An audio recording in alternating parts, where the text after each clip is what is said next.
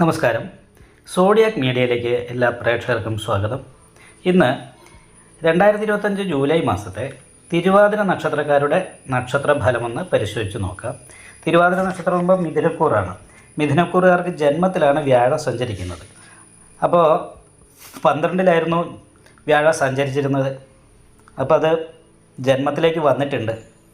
12-ാം വ്യാഴം എന്ന് പറയുമ്പോൾ കയ്യിലേക്ക് വരുന്ന ഭാഗ്യം കൂടി നഷ്ടപ്പെട്ടു പോകുന്നൊരു സമയമായിരുന്നു. ആ സമയം കഴിഞ്ഞ് ജന്മരാമവനെ ദുഃഖം എന്ന് പറയുന്നൊരു യോഗമാണ്. ഇപ്പോൾ കാര്യങ്ങൾ എന്ത് ചെയ്യണം, എങ്ങനെ ചെയ്യണമെന്ന് കൃത്യമായിട്ടൊരു തീരുമാനം എടുക്കാൻ പറ്റാതെ ഇരിക്കുന്ന ഒരു സമയമാണിപ്പോൾ. എങ്കിൽ പോലും 12-ൽ വ്യാഴം എന്ന കാരണം കൊണ്ട് എന്തും ഒരു കാര്യത്തിലും ഗുണമില്ലാതിരുന്ന സമയങ്ങളാണ് കഴിഞ്ഞു പോയത്. ഇനി അങ്ങോട്ട് അനുകൂലമായിരിക്കുന്ന ഗുണഫലങ്ങൾ അനുഭവിക്കാനായിട്ട് തുടങ്ങുകയാണ്. അപ്പോൾ ഇവിടെ 12-ാം ഭാവത്തിൽ സധനു അന്തി എന്ന് പറയുന്ന യോഗം ചെയ്ത് ശുക്രൻ സ്വക്ഷേത്ര ബലവാനായിട്ട് നിൽക്കുന്നുണ്ട്.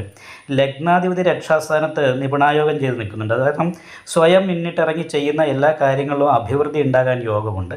എന്നാൽ പോലും ശത്രു സ്ഥാനാധിപത്യം വഹിച്ച് ശത്രുകാരകനായിരിക്കുന്ന ചൊവ്വ ക്ഷുദ്രകാരകനായിരിക്കുന്ന കേതുവിനോട് ചേർന്ന് സഹായ സ്ഥാനത്ത് നിൽക്കുന്നതുകൊണ്ട് സഹായിക്കേണ്ട വ്യക്തികളുടെ പെരുമാറ്റം അപ്രിയമായി തോന്നുക, സഹോദര സ്ഥാനത്തുള്ള വ്യക്തികളുടെ പെരുമാറ്റം അപ്രിയമായി തോന്നുക, ഇങ്ങനെയുള്ള കാര്യങ്ങൾക്ക് യോഗമാണ്.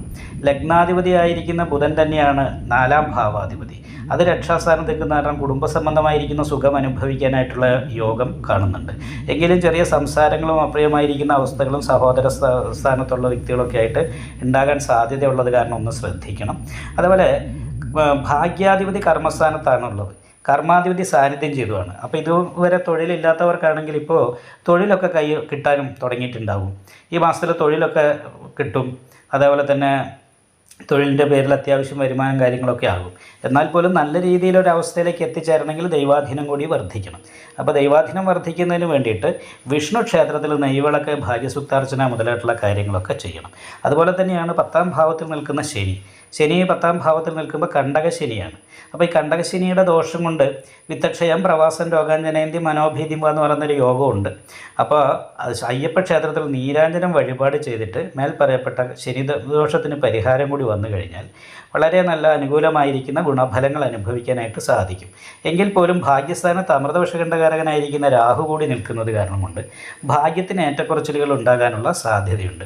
അപ്പോൾ അത് കാരണം ഭാഗ്യത്തിനിടയ്ക്ക് ഭാഗ്യക്കുറവ് പോലെയുള്ള പ്രശ്നങ്ങൾ വരാൻ സാധ്യതയുള്ളത് കാരണം കൊണ്ട് നാഗപൂജയൊക്കെ ചെയ്തിട്ട് നന്നായിട്ട് പ്രാർത്ഥിക്കുകയും ചെയ്യണം.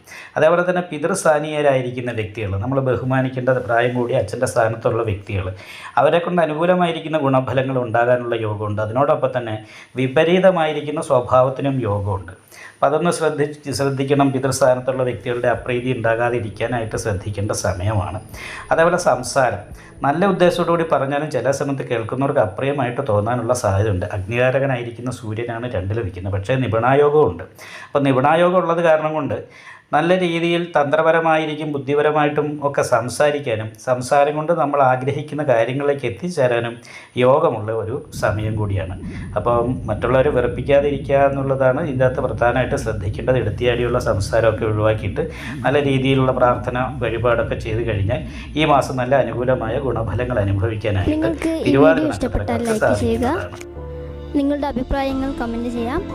ജ്യോതിഷവുമായി ബന്ധപ്പെട്ട കൂടുതൽ കാര്യങ്ങൾ അറിയാൻ ഈ ചാനൽ സബ്സ്ക്രൈബ് ചെയ്യുക. ഞങ്ങളുടെ ഓൺലൈൻ കൺസൾട്ടൻസി നമ്പർ താഴെ ഡിസ്ക്രിപ്ഷൻ ബോക്സിൽ കൊടുത്തിട്ടുണ്ട്. ആവശ്യമുള്ളവർക്ക് കോൺടാക്റ്റ് ചെയ്യാവുന്നതാണ്.